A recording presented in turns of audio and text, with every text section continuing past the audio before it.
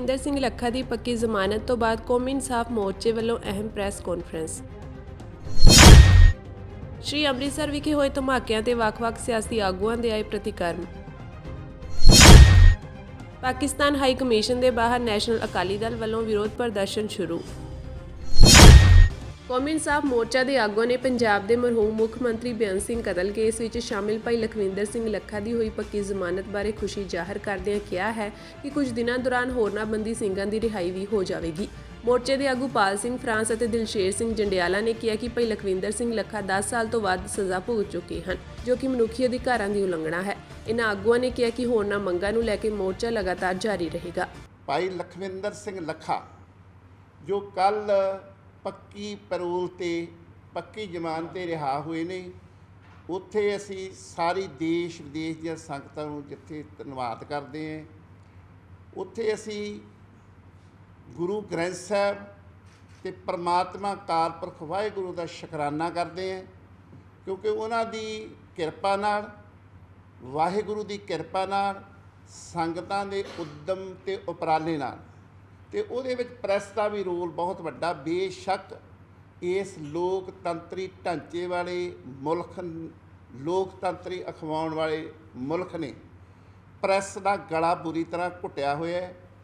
ਜਿੰਨੇ ਵੀ ਸਾਡੇ ਉੱਥੇ ਚੈਨਲ ਕੋਈ ਸਾਡਾ ਲਾਈਵ ਪ੍ਰੋਗਰਾਮ ਕਰਦਾ ਸੀ, ਇਹਨਾਂ ਨੇ ਵਾਰ-ਵਾਰ ਇੱਕ ਦੋ ਦੋ ਕਰਕੇ ਸਾਰਿਆਂ ਚੈਨਲ ਨੂੰ ਬੰਦ ਕੀਤਾ।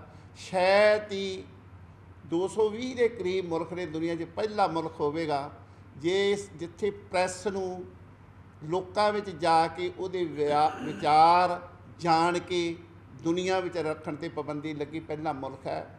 ਅਸੀਂ ਅਪੀਲ ਵੀ ਕਰਦੇ ਹਾਂ, ਬੇਨਤੀ ਵੀ ਕਰਦੇ ਹਾਂ, ਤੁਹਾਨੂੰ ਵੀ ਵੱਧ ਤੋਂ ਵੱਧ ਸਾਡਾ ਸਾਥ ਦਿਓ।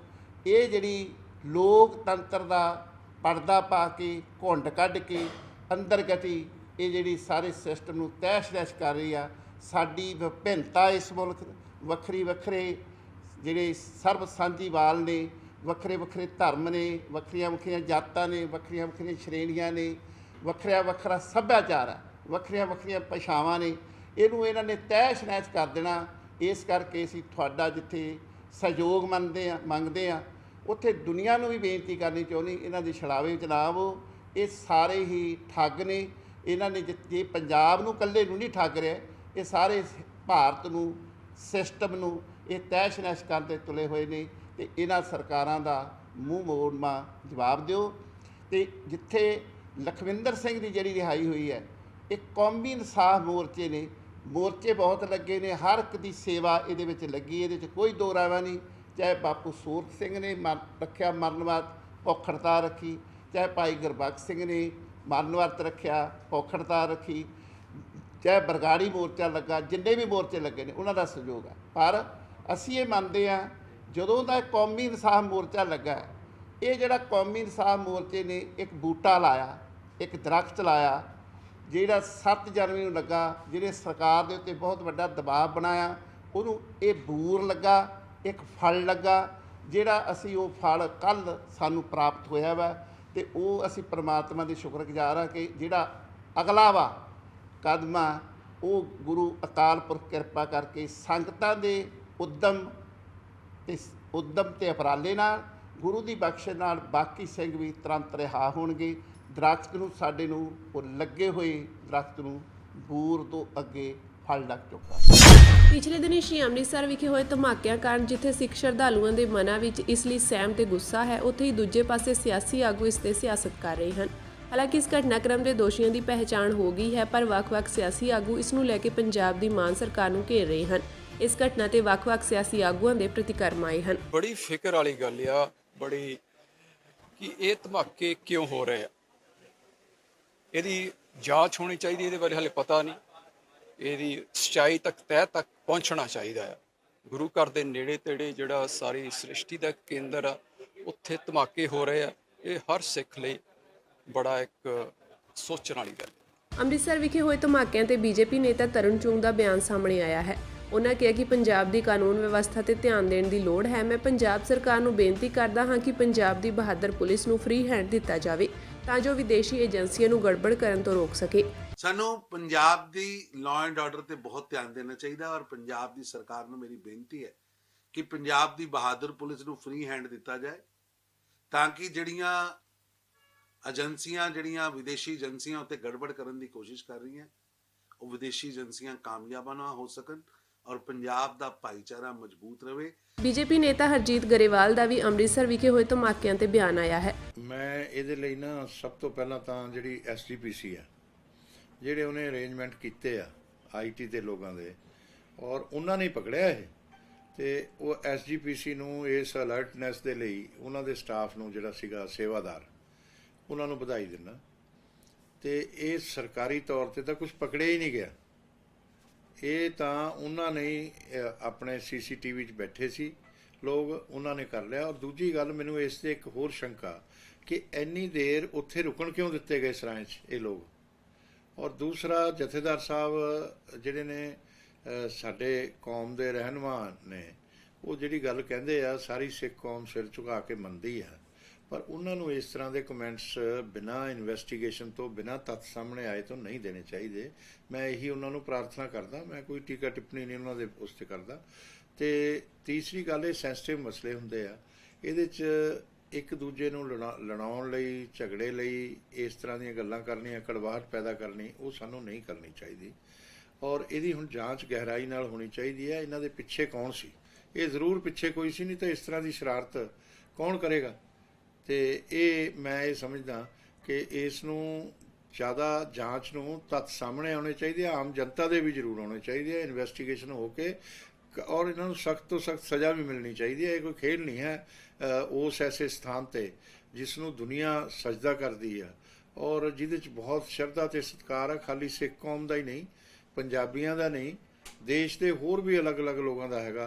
ਤੇ ਇਹ ਜ਼ਰੂਰ ਉਹਦੇ 'ਚ ਸਖਤ ਕਾਰਵਾਈ ਕਰਨੀ ਚਾਹੀਦੀ ਹੈ। ਅੰਮ੍ਰਿਤਸਰ ਵਿਖੇ ਹੋਏ ਧਮਾਕਿਆਂ ਤੇ ਸ਼੍ਰੋਮਣੀ ਅਕਾਲੀ ਦਲ ਬਾਦਲ ਦੇ ਵਿਧਾਇਕ ਵਿਰਸਾ ਸਿੰਘ ਵਲਟੋਹਾ ਨੇ ਵੀ ਆਪਣੀ ਪ੍ਰਤੀਕਿਰਿਆ ਦਿੱਤੀ ਹੈ। ਜੋ ਪਿਛਲੇ ਦਿਨੀ ਲਗਾਤਾਰ ਸ਼੍ਰੀ ਅੰਮ੍ਰਿਤਸਰ ਸਾਹਿਬ ਦੀ ਧਰਤੀ ਤੇ ਜੋ ਘਟਨਾਵਾਂ ਵਾਪਰੀਆਂ ਨੇ,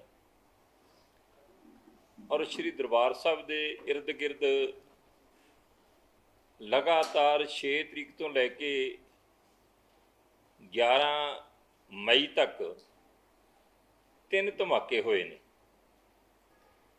ਔਰ ਹੈਰਾਨੀ ਇਸ ਗੱਲ ਦੀ ਹੈ ਕਿ ਪਹਿਲੇ ਦਿਨ 6 ਮਈ ਨੂੰ ਪੰਜਾਬ ਪੁਲਿਸ ਪੰਜਾਬ ਦੇ ਲੋਕਾਂ ਨੂੰ ਜਾਂ ਸਿੱਖ ਜਗਤ ਨੂੰ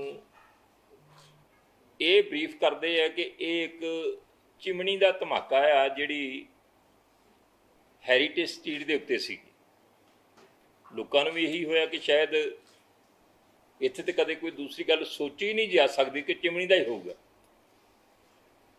ਜਦੋਂ ਦੂਜੀ ਵਾਰ ਹੁੰਦਾ ਆ ਲਗਾਤਾਰ ਧਮਾਕਾ, ਤੇ ਉਸ ਤੋਂ ਹਟ ਕੇ ਥੋੜ੍ਹੀ ਥਾਂ ਤੇ ਹੁੰਦਾ ਆ, ਫਿਰ ਉਹੀ ਪੁਲਿਸ ਕਹਿੰਦੀ ਹੈ ਕਿ ਇਹ ਧਮਾਕਾ ਆ ਪਰ ਘੱਟ ਤੀਵਰਤਾ ਵਾਲਾ ਹੈ, ਔਰ ਇਹਦੇ 'ਚ IED ਯੂਜ਼ ਕੀਤਾ ਗਿਆ, IED ਦੀ ਵਰਤੋਂ ਕੀਤੀ ਗਈ ਹੈ। ਸਾਡਾ ਇਹ ਸਵਾਲ ਹੈ ਕਿ ਜਦੋਂ ਪਹਿਲਾ ਧਮਾਕਾ ਹੋਇਆ ਸੀ ਤੇ ਪੁਲਿਸ ਨੇ ਕਿਹੜੇ ਤੱਥਾਂ ਦੇ ਆਧਾਰ ਤੇ ਕਹਿਤਾ ਕਿ ਇਹ ਚਿਮਨੀ ਦੇ ਵਿੱਚੋਂ ਧਮਾਕਾ ਹੋਇਆ? ਕਿਉਂਕਿ ਜਿਹੜਾ ਦੂਜਾ ਧਮਾਕਾ ਹੋਇਆ ਆ ਤੇ ਪਹਿਲਾ ਧਮਾਕਾ ਹੋਇਆ, ਸੇਮ ਬਰੂਦ ਹੈ, ਸੇਮ ਮਸਾਲਾ ਆ, ਤੇ ਜੇ ਉਹਦੇ ਤੱਥ ਘੋਖੋਗੇ ਜਾਂ ਉਹਨੂੰ ਫੋਰੈਂਸਿਕ ਤੌਰ ਤੇ ਚੈੱਕ ਕਰੋਗੇ ਤੇ ਸਾਰਾ ਮਟੀਰੀਅਲ ਤੇ ਉਹੀ ਸੀਗਾ। ਤੇ ਪੰਜਾਬ ਦੀ ਪੁਲਿਸ ਤੇ DGP ਤੇ ਪੰਜਾਬ ਸਰਕਾਰ ਇੱਥੇ ਸਪਸ਼ਟ ਕਰੇ ਕਿ 6 ਤਰੀਕ ਨੂੰ ਪੰਜਾਬ ਦੇ ਲੋਕਾਂ ਨੂੰ ਤੁਸੀਂ ਧੋਖਾ ਕਿਉਂ ਦਿੱਤਾ? ਫਿਰ 6 ਵਾਲਾ ਧਮਾਕਾ, ਫਿਰ 8 ਵਾਲਾ ਧਮਾਕਾ, ਤੇ ਫਿਰ 11 ਵਾਲਾ ਅੱਜ ਵਾਲਾ ਧਮਾਕਾ। 3 ਧਮਾਕੇ ਹੋ ਗਏ ਲਗਾਤਾਰ, ਤੇ ਪੁਲਿਸ ਜਿਹੜੀ ਹੈ ਹੱਥ ਤੇ ਹੱਥ ਧਰ ਕੇ ਬੈਠੀ ਹੈ। ਕਦੀ ਮੌਕਾ ਇਹ ਵਾਰਦਾਤ ਤੇ ਪੰਜਾਬ ਪੁਲਿਸ ਜਾਂਦੀ ਹੈ, DGP ਜਾਂਦਾ ਆ, ਕਮਿਸ਼ਨਰ ਅੰਮ੍ਰਿਤਸਰ ਜਾਂਦੇ ਆ, ਵੱਡੀਆਂ ਫੋਰਸਾਂ ਲੈ ਕੇ ਜਾਂਦੇ ਆ, ਕਦੇ NSG ਆ ਜਾਂਦੀ ਹੈ, ਕਦੀ NIA ਆ ਜਾਂਦੀ ਹੈ, ਤੇ ਐਂ ਸ਼ੋਅ ਕੀਤਾ ਜਾਂਦਾ ਕਿ ਬੜੀ ਸੀਰੀਅਸ, ਬੜੀ ਗੰਭੀਰਤਾ ਦੇ ਨਾਲ ਜਿਹੜੀ ਹੈ ਇਹ ਜਾਂਚ ਕੀਤੀ ਜਾ ਰਹੀ। ਤੇ ਜਾਂਚ ਦਾ ਨਤੀਜਾ ਇਹ ਆ ਕਿ ਜਿਹੜੇ ਦੋਸ਼ੀ ਨੇ ਉਹ ਸ਼ਰੇਆਮ ਹੀ ਉੱਥੇ ਹੀ ਤੁਰੇ ਫਿਰਦੇ ਆ ਜਿੱਥੇ ਉਹਨਾਂ ਨੇ ਘਟਨਾਵਾਂ ਨੂੰ ਅੰਜਾਮ ਦਿੱਤਾ ਹੈ। ਔਰ ਜੇ ਸ਼੍ਰੋਮਣੀ ਗੁਰਦੁਆਰਾ ਪ੍ਰਬੰਧਕ ਕਮੇਟੀ ਸੰਜੀਦਾ ਨਾ ਹੁੰਦੀ, ਜੇ ਸ਼੍ਰੋਮਣੀ ਗੁਰਦੁਆਰਾ ਪ੍ਰਬੰਧਕ ਕਮੇਟੀ ਦੇ ਮੁਲਾਜ਼ਮ ਮੁਸ਼ਤੈਦੀ ਦੇ ਨਾਲ ਇਸ ਸੰਬੰਧੀ ਡਿਊਟੀ ਨਾ ਦੇ ਰਹੇ ਹੁੰਦੇ ਤੇ ਜਿਸ ਤਰ੍ਹਾਂ CCTV ਦੇ ਵਿੱਚ ਉਹਨਾਂ ਨੇ ਸਾਰਾ ਕੁਝ ਦੇਖਿਆ ਤੇ ਉਸ ਤੋਂ ਬਾਅਦ ਉਹਨਾਂ ਨੇ ਐਕਸ਼ਨ ਲਿਆ ਤੇ ਦੋਸ਼ੀਆਂ ਤੱਕ ਪਹੁੰਚੇ ਤੇ ਦੋਸ਼ੀ ਨੰਗੇ ਕੀਤੇ ਤੇ ਫੜ ਕੇ ਪੁਲਿਸ ਦੇ ਹਵਾਲੇ ਕੀਤੇ। ਹਾਂਜੀ, ਤੇ ਪੁਲਿਸ ਜਿਹੜੀ ਹੈ ਸਵੇਰੇ ਤੜਕੇ ਹੀ ਜਿਹੜਾ DGP ਸਾਹਿਬ ਨੇ ਟਵੀਟ ਕਰਤਾ ਜੀ ਪੁਲਿਸ ਨੇ ਮਸਲਾ ਹੱਲ ਕਰਤਾ। ਪਹਿਲਾ ਟਵੀਟ ਤੁਸੀਂ DGP ਦਾ ਪੜ੍ਹੋ ਕਿ ਜਿਹੜਾ ਆ ਸ਼੍ਰੀ ਦਰਬਾਰ ਸਾਹਿਬ ਦੇ ਜਿਹੜੇ ਨੇੜੇ ਧਮਾਕੇ ਹੋਏ ਆ ਉਹਦਾ ਜਿਹੜਾ ਮਸਲਾ ਆ ਪੰਜਾਬ ਪੁਲਿਸ ਨੇ ਹੱਲ ਕਰਤਾ ਹੈ ਤੇ 5 ਜਿਹੜੇ ਨੇ ਦੋਸ਼ੀ ਉਹ ਗ੍ਰਿਫਤਾਰ ਕਰ ਲਏ। ਸ਼ਰਮ ਨਹੀਂ ਆਉਂਦੀ DGP ਨੂੰ? ਤੁਸੀਂ 6 ਦਿਨ ਲਗਾਤਾਰ ਧਮਾਕੇ ਹੁੰਦੇ ਰਹੇ ਆ ਤੇ ਤੁਸੀਂ ਸਿਵਾਏ ਭਗਵੰਤ ਮਾਨ ਦੀਆਂ ਹਦਾਇਤਾਂ ਤੋਂ ਉਹਨਾਂ ਦੀ ਪਾਲਣਾ ਕਰਨ ਤੋਂ ਜਾਂ ਜਲੰਧਰ ਚੋਣ ਦੇ ਵਿੱਚ ਉਹਨਾਂ ਦੀ ਮਦਦ ਕਰਨ ਤੋਂ ਇਲਾਵਾ ਤੇ ਤੁਸੀਂ ਇਸ ਸੀਰੀਅਸ ਮੈਟਰ ਦੇ ਉੱਤੇ, ਇਸ ਗੰਭੀਰ ਮੈਟਰ ਦੇ ਉੱਤੇ ਜਿਹੜਾ ਦੁਨੀਆ ਦਾ ਸਭ ਤੋਂ ਪਵਿੱਤਰ ਕੇਂਦਰ ਹੈ ਤੇ ਜਿੱਥੇ ਲੱਖਾਂ ਦੀ ਤਾਦਾਦ ਵਿੱਚ ਲੋਕੀ ਆਉਂਦੇ ਨੇ, ਸ਼ਰਧਾ ਨਾਲ ਆਉਂਦੇ ਨੇ, ਉੱਥੇ ਇੱਕ ਡਰ ਤੇ ਭੈ ਪੈਦਾ ਕੀਤਾ ਜਾ ਰਿਹਾ ਹੋਵੇ, ਧਮਾਕੇ ਤੇ ਧਮਾਕਾ ਹੋ ਰਿਹਾ ਹੋਵੇ ਤੇ ਤੁਸੀਂ ਉੱਥੇ ਸੋਚੋ ਹੀ ਨਾ। ਹੁਣ ਜਿਹੜਾ ਗੱਲ ਹੈ ਕਿ ਦੋਸ਼ੀ ਫੜੇ ਗਏ ਤੇ ਉਸ ਤੋਂ ਬਾਅਦ DGP ਸਾਹਿਬ ਪ੍ਰੈਸ ਕਾਨਫਰੰਸ ਕਰਦੇ ਆ ਤੇ ਫਿਰ ਵਾਰ-ਵਾਰ ਉਹੀ ਗੱਲ ਜੀ, ਅਸੀਂ 5 ਬੰਦੇ ਗ੍ਰਿਫਤਾਰ ਕਰ ਲਏ ਆ ਜੀ, ਅਸੀਂ ਇੱਕ ਕੋਲੋਂ 1 ਕਿਲੋ ਬਰੂਦ ਵੀ ਬਰਾਮਦ ਕਰ ਲਿਆ।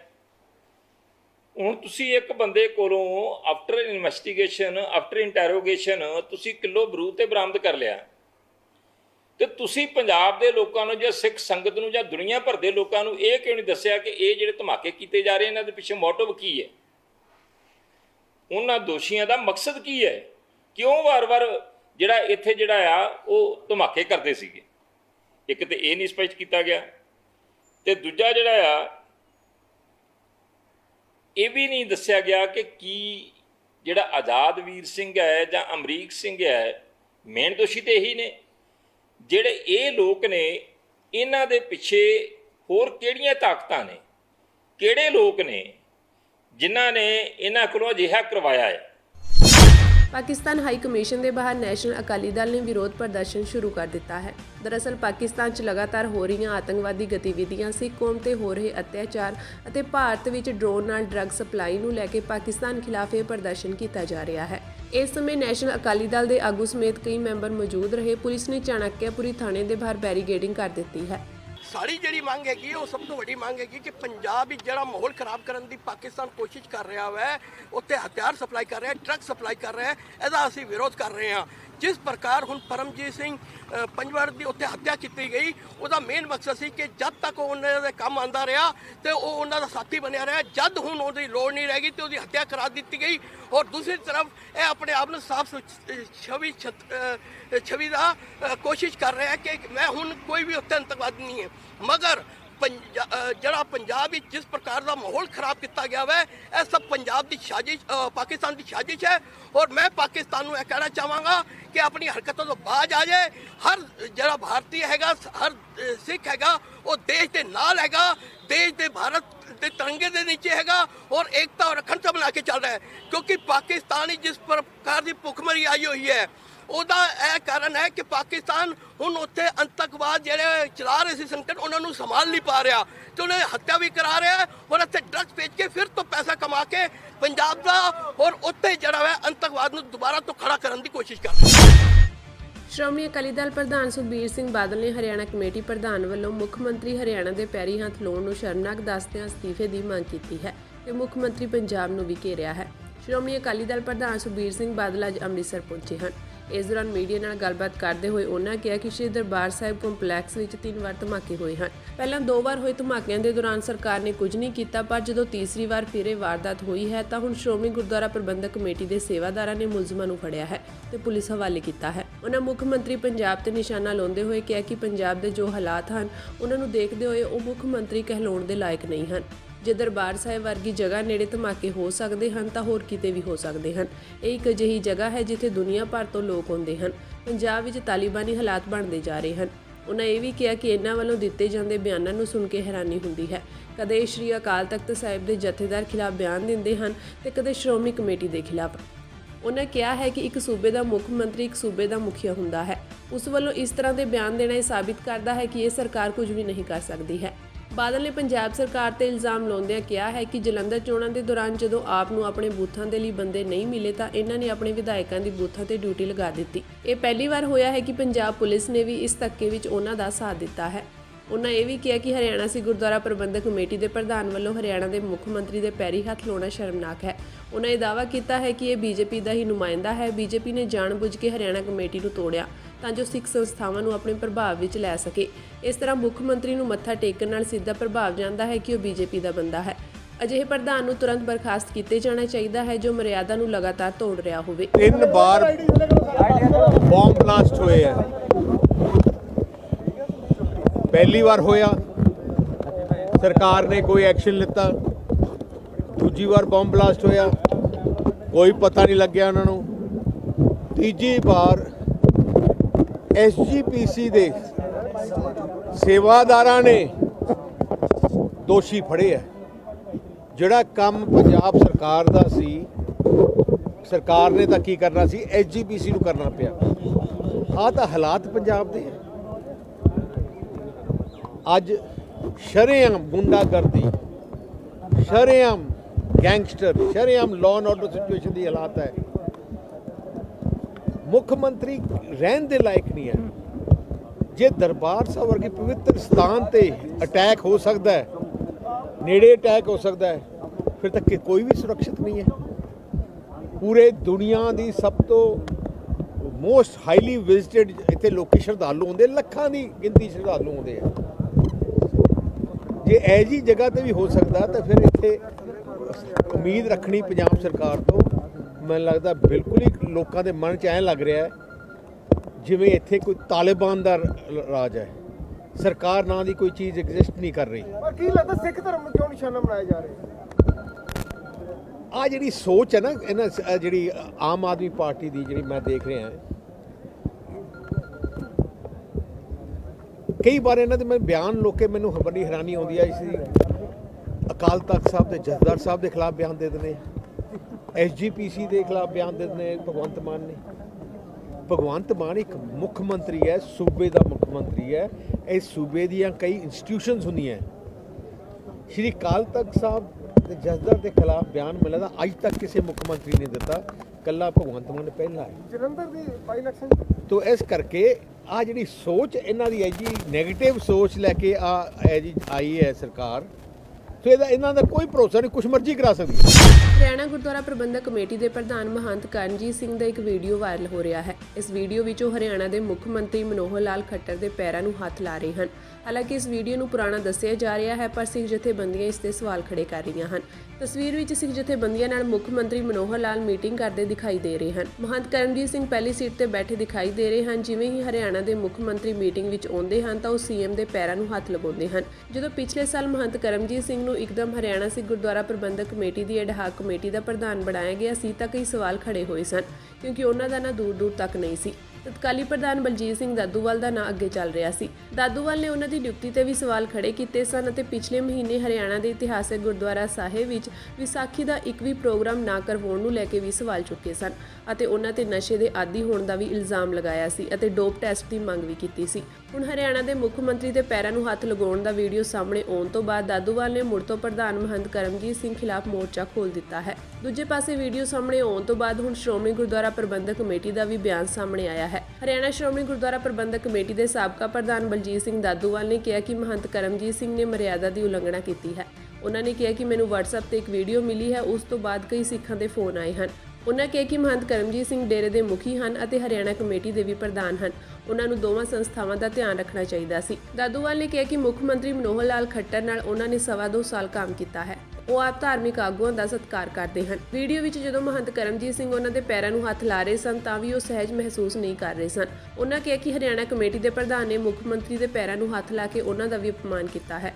ਦਾਦੂਵਾਲ ਨੇ ਕਿਹਾ ਕਿ ਕੁਝ ਦਿਨ ਪਹਿਲਾਂ ਮੁੱਖ ਮੰਤਰੀ ਯਮੁਨਾ ਨਗਰ ਗਏ ਸਨ। ਜਦੋਂ ਸਿਆਸੀ ਆਗੂਆਂ ਨੇ ਉਹਨਾਂ ਦੇ ਪੈਰਾਂ ਨੂੰ ਹੱਥ ਲਾਇਆ ਤਾਂ ਉਹਨਾਂ ਕਿਹਾ ਸੀ ਕਿ ਮੇਰੇ ਪੈਰਾਂ ਨੂੰ ਹੱਥ ਲਾਉਣ ਨਾਲ ਕੁਝ ਨਹੀਂ ਹੋਵੇਗਾ, ਜਨਤਾ ਵਿੱਚ ਕੰਮ ਕਰੋ।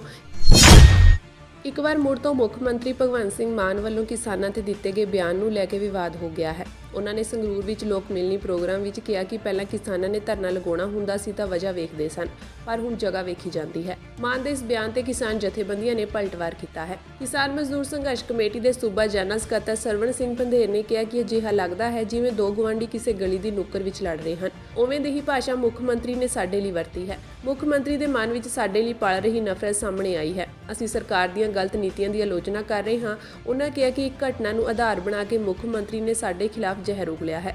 ਜੇਕਰ ਨਾੜ ਦੀ ਅੱਗ ਦੇ ਧੂਏ ਦੀ ਵਜ੍ਹਾ ਕਰਕੇ ਕਿਸੇ ਰਾਹਗੀਰ ਦੀ ਮੌਤ ਹੋ ਜਾਂਦੀ ਹੈ ਤਾਂ ਉਹ ਗਲਤ ਹੈ। ਅਸੀਂ ਉਸ ਦੀ ਵਕਾਲਤ ਨਹੀਂ ਕਰਦੇ, ਪਰ ਕਿਸਾਨਾਂ ਨੂੰ ਕੋਸਣਾ ਕਿੱਥੋਂ ਤੱਕ ਜਾਇਜ਼ ਹੈ।